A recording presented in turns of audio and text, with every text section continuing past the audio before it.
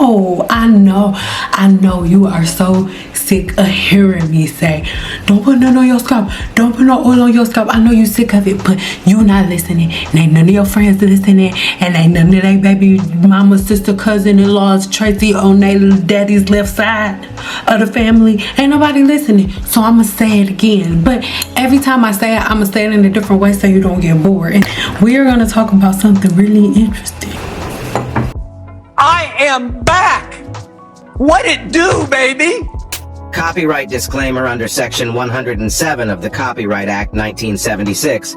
Allowance is made for fair use, for purposes such as criticism, comment, news reporting, teaching, scholarship, education, and research. Fair use is a use permitted by copyright statute that might otherwise be infringing. Now, as an herbalist and a holistic practitioner, I love herbs and botanicals, but they don't go in your hair. I have a video on onion peels, right? And I'll leave that video in the description box below, but your scalp does not have a digestive system. And the reason that most people are using things like onions in their hair is because you guys have read an article on all the amazing botanicals that onions have, but what you haven't really collected is the fact that your scalp does not have the ability to pull out all of the key constituents that you read about in the onions. So when you're putting this on your scalp, the reality of it is all of the different forms of yeast and bacteria that live on the human scalp, they also love all of the different botanicals that you read about that you think your stomach is digesting. But guess what? The only thing that is able to eat and digest what you're putting on your scalp are the different forms of yeast and bacteria that live on the scalp. This is nothing new, even though a lot of people are just now doing it. One of the main reasons why Black women are leading in scalp infections is because Black women constantly introduce new forms of bacteria to the scalp, and you increase the microflora by feeding it. When you put food in the scalp, all you're feeding is the yeast and bacteria that live there. And one thing you'll notice after you put different fruits and vegetables and different herbs in your hair, another thing that you'll notice is that you get dry scalp. You have dandruff that you'll come back with oil, but the reality of it is you did it. Now most people will say, oh well, my grandma did it and my auntie did it, but I tell you guys all the time, as a holistic practitioner, the majority of my clients are your grandmothers. Yeah. So women in their 70s, women in their 50s, these are the women that come to see me for treatment, because after they've done all of the things that you've done and put the pizza that you should be eating in their hair, they end up with certain results. Now, if you don't really care and you want to have fruits and vegetables in your hair today, and you don't care about how your hair ends up when you're in your 70s, or hell, when you're in your 50s, calm down. Don't be in your feelings. Let's have a real conversation, because there's no reason for you to be getting mad, ready to throw your phone and then hop on the blog and talk about how much you can't stand send out. No, get a grip. That's what you need to do, because again, the majority of my clients are women who have tried everything, and by the time they've done everything for years in their 50s, now instead of putting the avocados on their hair, now they're making it a part of a balanced diet. And they are introducing different herbs and different botanicals like stinging nettle into their diet to help their body to actually grow healthy hair, skin, and nails, because your scalp cannot break down all of the key constituents within burdock root. It most of the time is only getting the antiseptic and antimicrobial benefits from these herbs, but all of the other amazing things can only be taken in through the gut. And did you know your scalp can only absorb about 36% of whatever you put on it? Meanwhile, your gut can absorb almost 98% of whatever you put in it.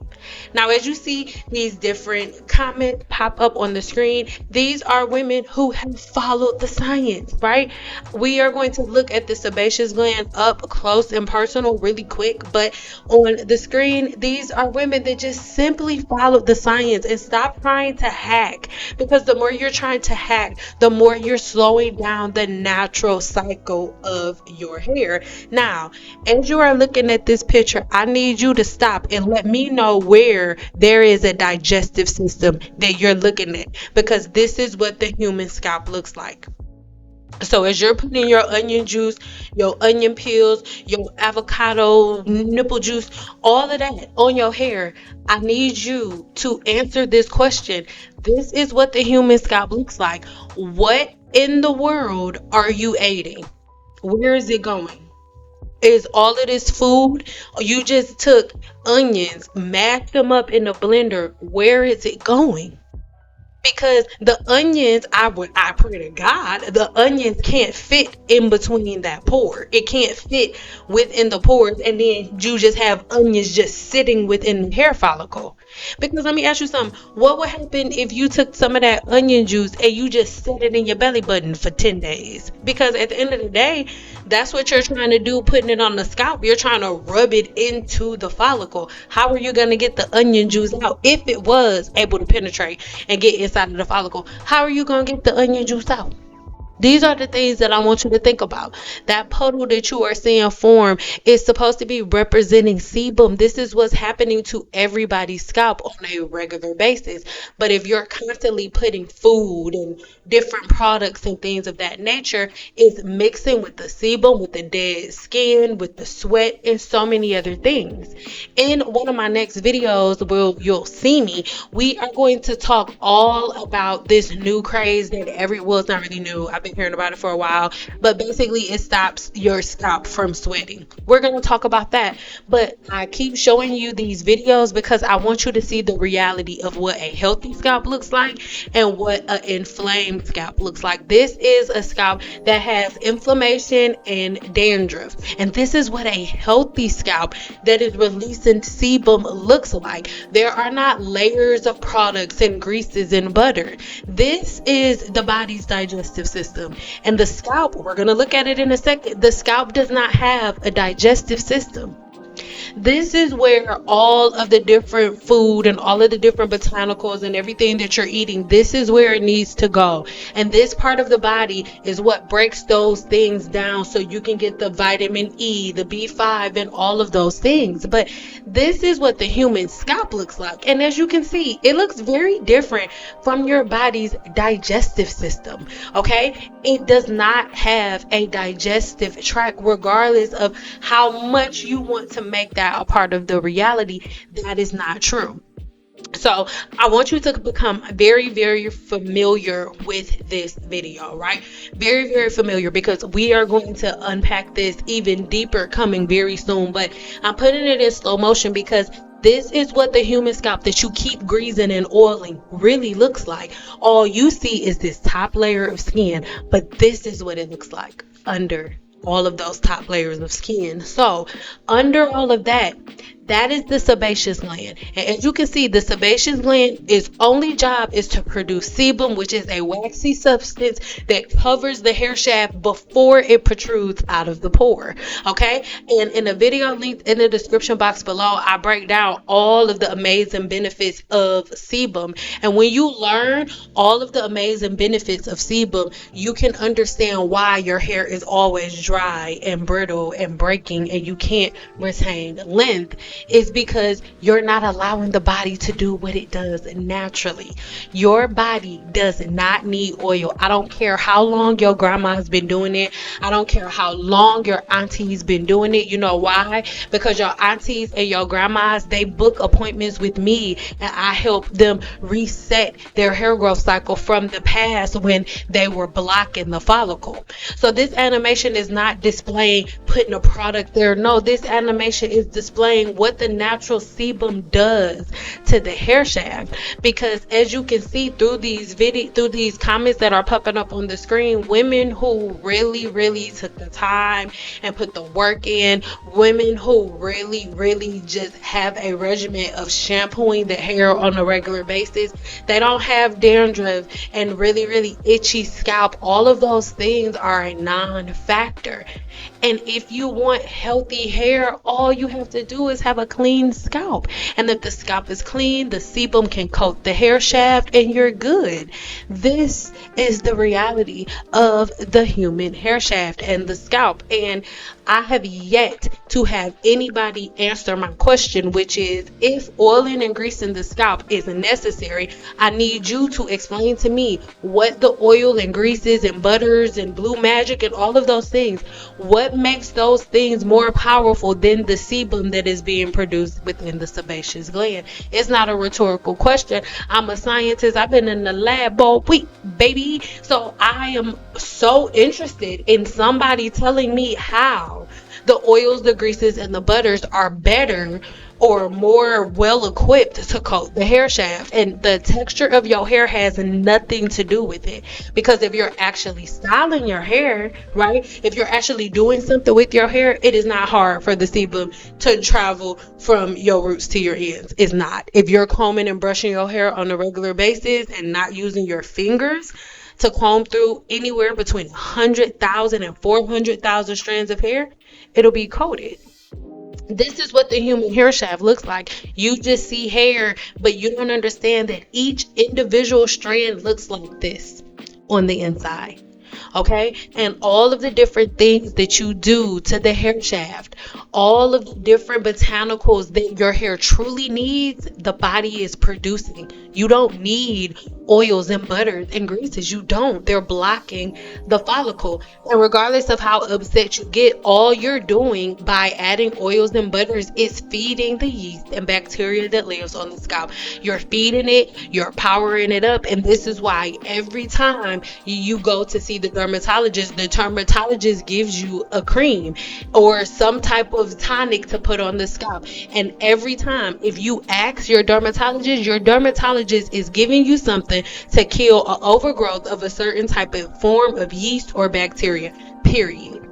Because the key trigger for all of your balding is an overgrowth of yeast and bacteria. And you know why all of you have an overgrowth of yeast and bacteria that will not stop? Is because you will not stop adding oil and butter and grease to your scalp, no matter what your doctors tell you, no matter what your dermatologists tell you, no matter what your trichologists tell you, no matter what scientists tells you not to do things on YouTube, you're still going to do it. So these are the things that we have to really take accountability for. Somebody said in the comments with me, your scalp does not have a digestive system. So all of your coconut oils and your coconuts, all of your avocado oils and your avocados, all of the things, they don't go in the hair.